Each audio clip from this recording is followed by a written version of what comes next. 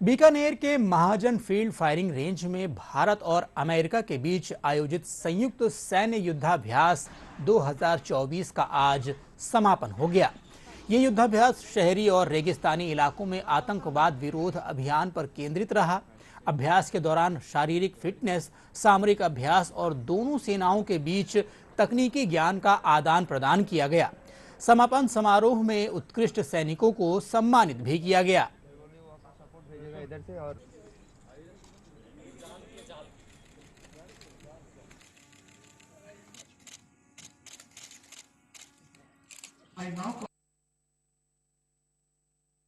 इस एक्सरसाइज के दौरान दोनों देशों की आर्मीज ने भाग लिया, जिसमें 600 सैनिकों ने हिस्सा लिया। ये एक बहुत ही महत्वपूर्ण एक्सरसाइज रही जो कि यूएन मैंडेट के अंडर की गई, जिसमें individual skills, platoon level skills, tactics, company level, battalion level तक रिहर्स की गई, ताकि कभी भी ग्लोबली पीस कीपिंग मिशंस में दोनों देश किसी भी समय पर कहीं पर डिप्लॉय होकर इकट्ठे एक अपना अभ्यास कर सके।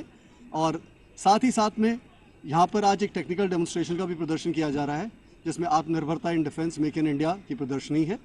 और यह 20वां संस्करण बहुत ही महत्वपूर्ण रहा है, ताकि दोनों देशों की आर्मीज ना तो खाली एक सैन्य तौर पर साथ आई हैं, बल्कि एक दूसरे के साथ कल्चरल एक्सचेंजेस, वर्ल्ड की दोनों लार्जेस्ट डेमोक्रेसीज, वर्ल्ड की दोनों बेस्ट आर्मीज का साथ आना हमारे देश की और हमारी दोनों आर्मीज को बहुत साथ में स्ट्रॉन्ग बनाता है। हमारे लिए अमेरिकी बलों के साथ निकटता से काम करने, अपनी सामरिक जानकारी साझा करने और आतंकवाद विरोधी अभियानों के लिए नए दृष्टिकोण सीखने का एक शानदार अवसर रहा है।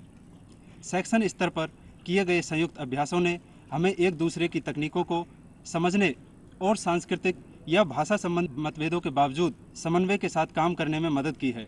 इस अभ्यास ने हमें भारत और अमेरिका के सैनिकों के बीच आपसी समझ और तालमेल को मजबूत करने का मौका दिया। हमने एक दूसरे की युद्ध कौशल, तकनीकी आधुनिकता और अनुभवों से बहुत कुछ सीखा है। ऐसे अभ्यास में हमारी ऑपरेशनल तैयारियों में सुधार होता है और आने वाले समय में किसी भी चुनौतियों के लिए हम तैयार हैं। Anniversary of Exercise Utah-Boss, which just really celebrates a great partnership between the Indian Army and the American Army. And for us, this has just been a great opportunity to get our soldiers together, to exchange both ideas as well as procedure, but then train together as well. And we found that, of course, we've got a lot in common as the two largest democracies, but then down at the individual soldier level, the way the soldier thinks, the way the soldier acts, just a great opportunity to exchange ideas and really drive home the partnership between the two of us.